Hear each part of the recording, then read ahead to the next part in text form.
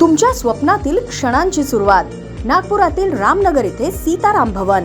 वाढदिवस, सांस्कृतिक कार्यक्रम किंवा कॉन्फरन्ससाठी सुव्यवस्थित आणि प्रशस्त ऑडिटोरियम व आरामदायी गेस्ट हाऊस. बुकिंगसाठी संपर्क सीताराम भवन, रामनगर चौक, नागपुर.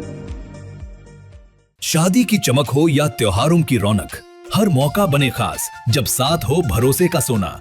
नए और एक्सक्लूसिव डिजाइन्स के साथ आइए ढोमने ज्वेलर्स प्रताप नगर और प्रमोद ज्वेलर्स हिंगणा रोड. इस सीजन अपने खास पलों को दीजिए गोल्डन टच. भविष्य बनता नहीं, हम उसे बनाते हैं अपनी लगन और पसंद से. आपकी इसी मेहनत को दे आकार. Aakar college of management for women, affiliated to very old and prestigious SNDT Women's University, Mumbai. Professional courses: B Design, BSc, BCA. Traditional courses: BA, BCom, BSc.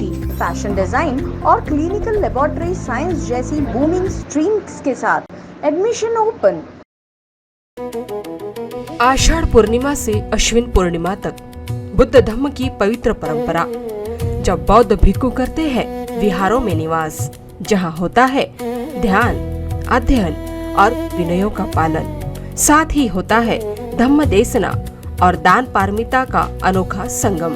इस पावन अवसर पर जानिए बुद्ध धम्म का अनोखा प्रवास, वर्षावास, केवल UCN Buddha per. This program is sponsored by M. Dhomne Jewelers and D. Dharampet Mahila Multi-State Cooperative Society Limited, Nagpur.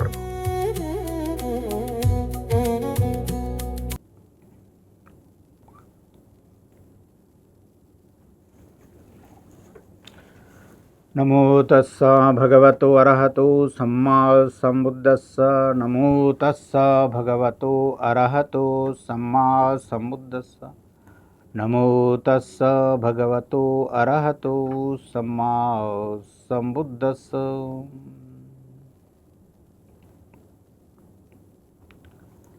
करुणा शीतलं हृदयं पय्यापज्योतविहोत्तमोत्तमं शरणां मरणलोकगुरुवन्दे सुगतं गती विमुक्तम्.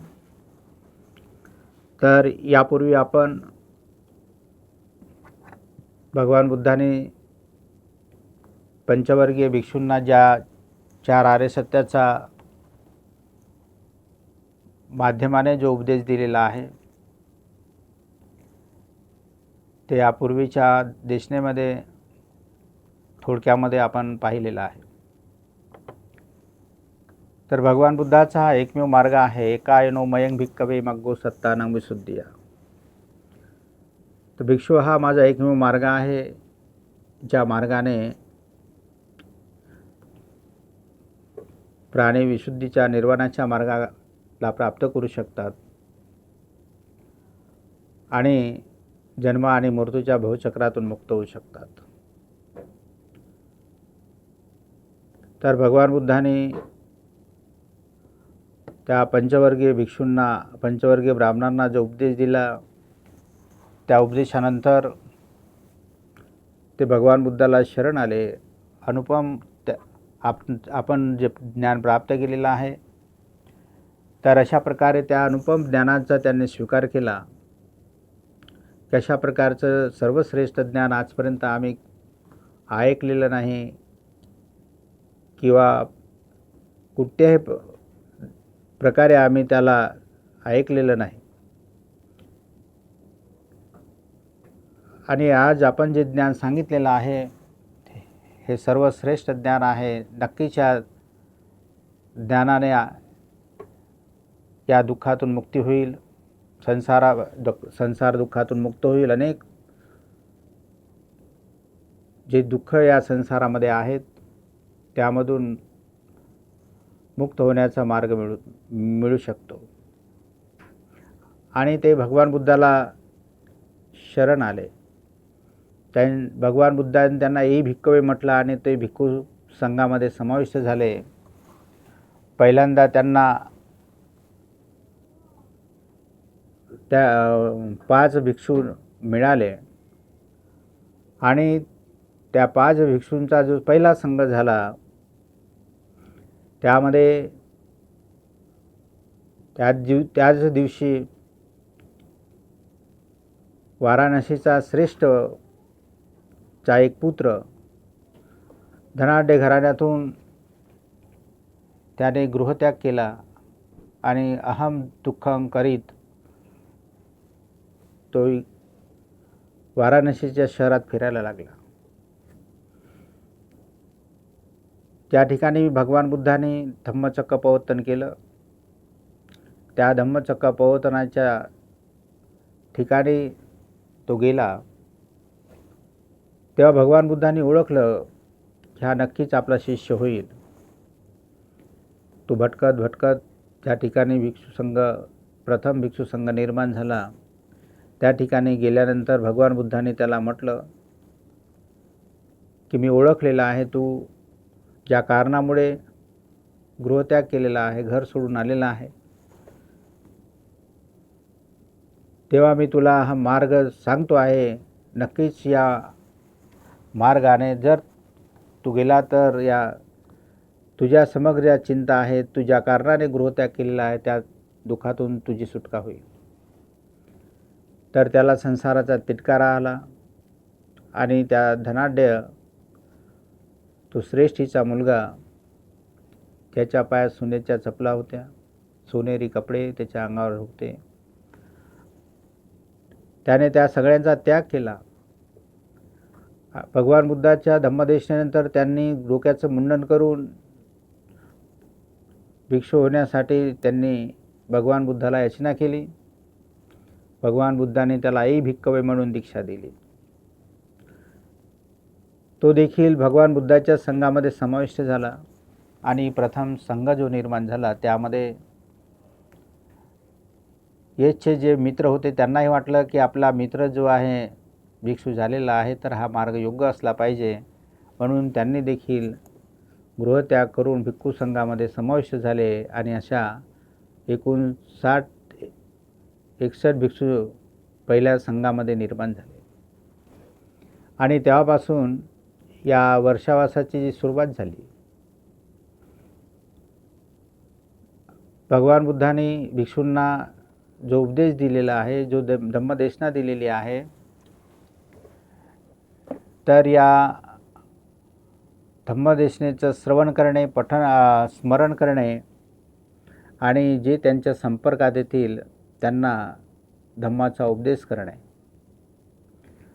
तर अशा प्रकारे या वर्षवासाची सुरुवात झाली. भिक्षूंनी एका ठिकाणी राहणे, धम्माचं श्रवण करणे, स्मरण करणे, ध्यान भावना करणे, कारण त्या काळामध्ये कुठल्याही प्रकारच्या सोयी नव्हत्या. प्रवास करण्यासाठी फार अडीअडचणी जायच्या. नदी ओलांडताना देखील त्यांना अडचणी जायच्या. रस्त्याने चिखल असायचा, गवत असायचं, त्यामुळे अनेक प्राणी मारले जायचे. तर या सर्वांमध्ये त्यांची सुरक्षा म्हणून, जसं आता एका ठिकाणून दुसऱ्या ठिकाणी प्रवास करताना, एक चिवर असताना त्यांना अडीअडचणी जायच्या. असाच एक प्रसंग त्यावेळेस घडला जेव्हा विशाखेने भिक्षू संघाचं भोजन ठेवलं होतं. तेव्हा दुसऱ्या दिवशी भोजनाची जेव्हा वेळ झाली तरी देखील भिक्षू संघ का आला नाही म्हणून तिने आपल्या दासीला पाठवलं. त्या ठिकाणी भिक्षू थांबलेला होता नदीकिनारी. तर पाहते तर समग्र भिक्षू तिला नागवे दिसले, कारण त्यांनी आपले चिवर ते धुवून वाळवत होते. तेव्हा ती जाऊन विशाखेला सांगते की तिथे तर कोणी भिक्षू दिसले नाही, सगळे नागा साधू दिसलेत. तेव्हा विशाखेने ओळखलं. जेव्हा ते चिवर परिधान करून भोजनासाठी आले तेव्हा तिने यथेच्छ भोजन दिलं आणि भगवान बुद्धाला तिने याचना केली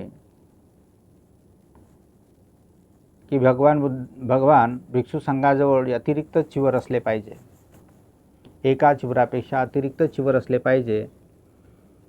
जर ते कुठे प्रवास करत असतील तर त्यांच्याकडे अतिरिक्त चिवर असावे म्हणून विशाखेच्या माध्यमाने भगवान बुद्धांनी 8 वर्ष स्वीकार करावे अशी तिने याचना केली. आणि तिने एक स्नान साटिका भिक्षूंकडे असली पाहिजे. आणि अनेकदा तिने 8 वर पूर्ण करण्यासाठी भगवान बुद्धांना सांगितलं की त्या 8 वरांचा पण स्वीकार करावा. ते 8 वर म्हणजे प्रत्येक हप्त्याला विशाखेच्या माध्यमाने खीरदान, भोजनदान, वस्त्रदान, चादरांचं दान, अष्टपरिष्काराचं माध्यमाने जे काही आपण आज 8 वस्तू जे दान करतो ते त्याला 8 वर म्हटलेलं आहे, ज्या दैनिक गरजा आहेत भिक्षूंसाठी. तर त्यावेळेस अशा ज्या घटना घडलेल्या आहेत, भिक्षूंना प्रवास करीत असताना ज्या अडीअडचणी यायच्या आणि म्हणून हा नियम घालून दिला की भिक्षूंनी एका ठिकाणून दुसऱ्या ठिकाणी प्रवास करताना त्यांच्या अतिरिक्त वेगळं चिवर असलं पाहिजे की एक चिवर जर त्यांच्या पावसामध्ये ओलं झालं किंवा खराब झालं प्रवासामध्ये तर दुसरं असलं पाहिजे. तर अशा काही ज्या काही घटना घडलेल्या आहेत त्या अनुषंगाने हे नियम तयार झालेले आहेत. क्रमशः हे नियम तयार झालेले आहेत, एकाच वेळेस झालेले नाहीत. भिक्षूंचे 227 नियम आहेत, भिक्षुणींना 311 नियम आहेत. तर हे जे नियम क्रमशः जे निर्माण झालेले आहेत, तयार झालेले आहेत आणि वर्षवासाच्या काळामध्ये त्यांचं पातिमोक्षाच्या माध्यमाने पठण केलं जातं. प्रत्येक पंधरवाड्याला भिक्षू संघ एकत्रित येऊन या पातिमोक्षाचं, या नियमांचं पठण करीत असतो. भिक्खुनी संघ, भिक्खू संघ. तर या पातिमोक्षाला पठण करणे, श्रवण करणे, त्या माध्यमाने आपत्ती देशना करून जर भिक्षूंच्या काही कायावाच्या मनाने जर काही घटना घडल्या दोषकर्माच्या तर त्यापासून त्यांची परिशुद्धी करण्याचा हा एक मार्ग सांगितलेला आहे. आणि अशा प्रकारे प्रत्येक पंधरवाड्याला पातिमोक्षाचा अभ्यास केला जातो वर्षवासाच्या काळामध्ये. तर भगवान बुद्धाने भिक्षू संघाला या पातिमोक्षाचा, अवाध पातिमोक्षाचा जो उपदेश दिला होता माघ पौर्णिमेला, तर शेवटच्या क्षणापर्यंत अनेक नियम जे योग्य वाटले त्या नियमांना त्या ठिकाणी ठेवलेला आहे. ते अति आवश्यक नाहीत त्यांना कमी केलेलं आहे. हजारो नियम तयार झाले, परंतु त्यामधून सगळं शॉर्टिंग करत 227 नियम भिक्षूंसाठी हे मेन आपलं फायनल भिक्षूंचं एक विनय पिटक तयार झालं. भिक्षुणी संघाचे 311 नियम फायनल झाले. आणि अशा प्रकारे ओवाद पातिमोक्षाचा भगवान बुद्धांनी 1250 भिक्षूंना, अरहंत भिक्षूंना उपदेश दिला. आणि तेव्हापासून या वर्षवासाच्या काळामध्ये भिक्षू संघ एकत्रित येऊन आपत्ती देशना करून या पातिमोक्षाला उच्चारण करीत असतो, श्रवण करीत असतो, त्याचं पठण करीत असतो. भिक्षुणी संघ देखील, त्यांना देखील एक विशेष नियम घालून दिले होते. त्यांनी देखील प्रत्येक पंधरवाड्यामध्ये भिक्खुनी पातिमोक्षाचा अभ्यास करणे आणि योग्य श्रेष्ठ भिक्षूंच्या माध्यमाने प्रत्येक पंधरवाड्याला धम्मदेशनेचं आयोजन करणे हे नियम घालून दिले. या वर्षवासाच्या काळामध्ये भिक्खूंसाठी नियम आहेत. भिक्खूंचा वर्षावास आहे, उपासकांचा वर्षावास नसतो. फक्त त्यांनी भिक्खू संघाच्या ज्या दैनंदिन गरजा असतात त्या धम्मश्रवण करून दान करणे, भिक्षूंकडून शील ग्रहण करणे, कोणी 5 शील, कोणी 8 शील ग्रहण करून त्यांचं योग्य प्रकारे आपल्यामध्ये आचरण करण्याचा प्रयत्न करणे आणि भिक्षूंच्या दैनंदिन गरजा पुरवणे. जसं विशाखेने जे 8 वर मागितले होते त्याप्रमाणे भिक्षूंना लागणाऱ्या गरजा ज्या आहेत त्या दान करून आपल्यामध्ये पुण्य संपादन करणे आणि धम्मश्रवण करून दान देऊन पुण्यकर्म वाढवून आपण देखील या फलांचा साक्षात्कार करू शकता. कोणी श्रोतापन्न, कोणी सकृतागामी, कोणी अनागामी, कोणी अरहंत, हे भगवान बुद्धांनी फलमार्ग सांगितलेले आहेत. भगवान बुद्धांचा हा फलमार्ग जोपर्यंत आपण आपल्या जीवनामध्ये त्यांना साध्य करण्यासाठी प्रयत्न करीत नाही तोपर्यंत या दुःखचक्रातून मुक्त होणे असाध्य आहे. अनेक जन्मापर्यंत जन्म आणि दुःख या भवचक्रात पळत राहावं लागणार. कोणी दुर्गतीला प्राप्त होतील, ते अनंत दुःख भोगतील. जर त्यांनी त्यांचे पुण्यकर्म जर फळाला आले आणि एखाद्या फलाचा साक्षात्कार केला तर त्यांचा प्रवास हा सुगतीकडे होईल. आणि सुगतीकडे प्रवास जर झाला तर कधी ना कधीतरी ते या दुःखातून मुक्त होण्याचा मार्ग मिळवतील फलांचा साक्षात्कार करून. जर या जीवनामध्ये एका जरी फलाचा साक्षात्कार केला तरी देखील निर्वाण प्राप्त होईपर्यंत त्यांना तो मार्ग मिळत राहील आणि ते दुःखातून समग्र या भवचक्रातून मुक्त होतील. पुनर्भवाच्या माध्यमाने सुगती आणि दुर्गतीच्या माध्यमाने जर पाहिलं आपण तर भगवान बुद्धाने ज्यांचा साक्षात्कार केलेला आहे, 31 प्रकारच्या लोकांचा जो साक्षात्कार केलेला आहे, तर त्यामध्ये 4 प्रकारचे जे अपाय लोक आहेत, त्या अपाय लोकांमध्ये प्राप्त होणे म्हणजे दुर्गतीला प्राप्त होणे. जे देवता लोक आहेत, ज्यामध्ये ताव, तिसा, तुषिता, यामा अशा प्रकारचे जे लोक आहेत, यामध्ये ब्रह्मलोक आहेत, कामलोक आहेत, अरूप लोक आहेत, मनुष्य लोक आहेत. तर इत्यादी या लोकांमध्ये प्राप्त होणे म्हणजे सुगतीला प्राप्त होणे. तर अशा प्रकारे दुर्गती आणि सुगती जी आहे तर मृत्यूनंतरचा हा प्रवास आहे. तर मृत्यूनंतरचा हा प्रवास होणे सगळ्यांना समजेल असं नाही, तो आपल्या डोक्यावरून जाणारा भाग आहे. आपण फक्त गाथांमध्ये उच्चारतो, अस्मि लोके परममिच, धम्मचारी सुखं सेती अस्मि लोके परममिच. धम्मचारी या लोकी आणि परलोकी सुखाने राहतो. तर अस्मि म्हणजे यही लोक, परमिच्च म्हणजे परलोक, परलोक म्हणजे आपल्या मृत्यूनंतरचा प्रवास. मग हा मृत्यूनंतरचा प्रवास जेव्हा आपण पाहतो, हा सगळा आपल्या विचाराच्या पलीकडील भाग आहे, आपल्याला न समजणारा भाग आहे. त्यामुळे मग बराच जो वर्ग आहे तो यापासून दूर राहतो, याचा विचार करण्यापासून दूर राहतो, की आपल्या विचाराच्या पलीकडील आहे. त्यामुळे मग काही त्यांना मानतात, काही मानत नाही. काही धर्मातील काही त्यांना स्वीकार करतात, काही स्वीकार करीत नाही. विज्ञानानेही त्याला प्रूव्ह केलेलं नाही की मृत्यूनंतरचा प्रवास काय आहे, कुठे जाणार, कोणत्या योनीमध्ये जाणार, कुठे जन्म घेणार आणि हे आहे किंवा नाही. बरेच सर्वही धर्म आत्मा परमात्मा मानतात. भगवान बुद्ध आत्मा परमात्मा स्वीकार करीत नाही. मग भगवान बुद्ध आत्मा परमात्मा मानित नाही तर हा प्रवास कसा सुरू होतो, मग पुढे पुनर्जन्म कसा होईल, जिथे आत्माच नाही तर पुनर्भव नाही.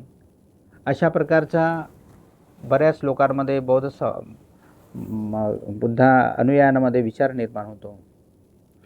इतर सर्व धर्मांमध्ये आत्म्याचा पुनर्जन्म मानला जातो. आत्मा हा मरत नाही किंवा कटत नाही, तो अशा प्रकारे तो निरंतर आहे. आणि ज्याप्रमाणे मनुष्य जीर्ण झालेल्या कपड्यांचा त्याग करतो, त्याचप्रमाणे जीर्ण झालेल्या शरीराचा तो त्याग करून दुसरा शरीरामध्ये प्रवेश करतो, असे सगळे धर्म मानतात. बुद्ध धर्मामध्ये भगवान बुद्धाने जो विचार केला, ज्यामध्ये त्यांनी आत्मा जरी मानला नसला तरी पण पुनर्भव सांगितलेला आहे. त्यांनी मृत्यूनंतरच्या प्रवासाची जी व्याख्या केलेली आहे,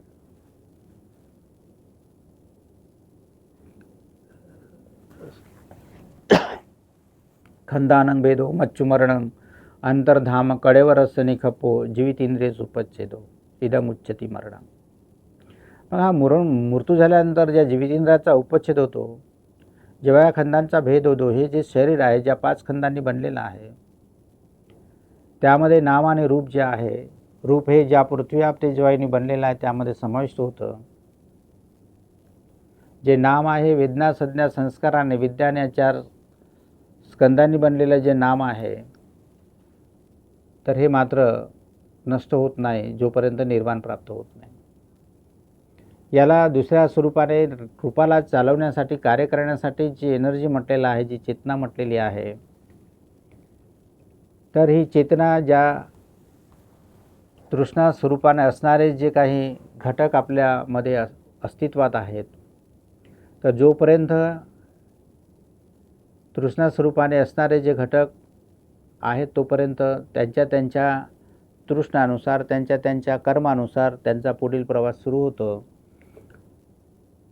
जे नाम ज्याने बनलेलं असते, ज्या वेदना संज्ञा संस्कार आणि विज्ञानाने युक्त असणारी जी चेतना आहे, ज्या अविद्येच्या स्वरूपाने संकल्पित म्हणजे तृष्णांच्या स्वरूपाने जी अविद्यारूपी जी तृष्णा आहे, अविद्या पच्च्या संखारा, आणि त्यामुळे संस्कार निर्माण होतील आणि एनर्जी म्हणजे चेतना याचा प्रवास सुरू होईल. Energy not to be destroyed one form to another form.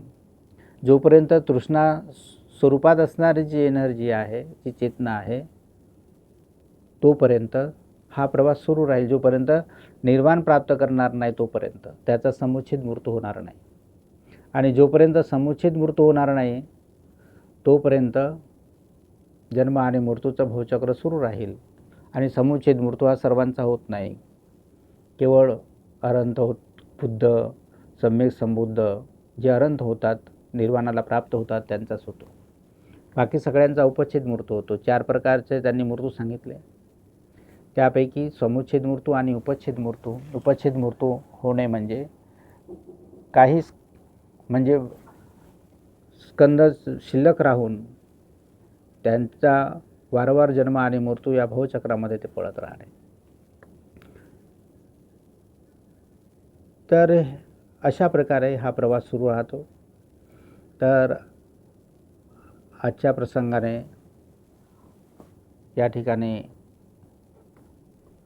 ची धम्मदेशना आपण श्रवण केलेली आहे. सर्वांचं मंगल हो. आयुवर्ण सुबलांची वृद्धी भवतु सब्ब मंगल. साधुकार. वर्षावाद.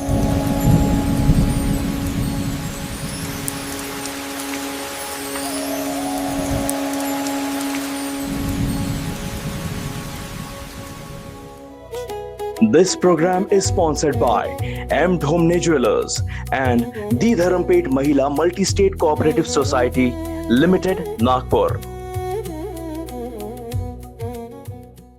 शादी की चमक हो या त्योहारों की रौनक, हर मौका बने खास जब साथ हो भरोसे का सोना। नए और एक्सक्लूसिव डिजाइन्स के साथ आइए ढोमने ज्वेलर्स प्रतापनगर और प्रमोद ज्वेलर्स हिंगणा रोड। इस सीजन अपने खास पलों को दीजिए गोल्डन टच। तुमच्या स्वप्नातील क्षणांची सुरुवात नागपुरातील रामनगर येथे सीताराम भवन। वाढदिवस, सांस्कृतिक कार्यक्रम किंवा कॉन्फरन्ससाठी सुव्यवस्थित आणि प्रशस्त ऑडिटोरियम व आरामदायी गेस्ट हाऊस। बुकिंग साठी संपर्क सीताराम भवन, रामनगर चौक, नागपुर। भविष्य बनता नहीं, हम उसे बनाते हैं अपनी लगन और पसंद से। आपकी इसी मेहनत को दे आकार। Aakar college of management for women, affiliated to very old and prestigious SNDT women's university, Mumbai. Professional courses B design, BSc, BCA, traditional courses BA, BCom, BSc, fashion design और क्लिनिकल लेबोरेटरी साइंस जैसी बूमिंग स्ट्रीम्स के साथ admission open.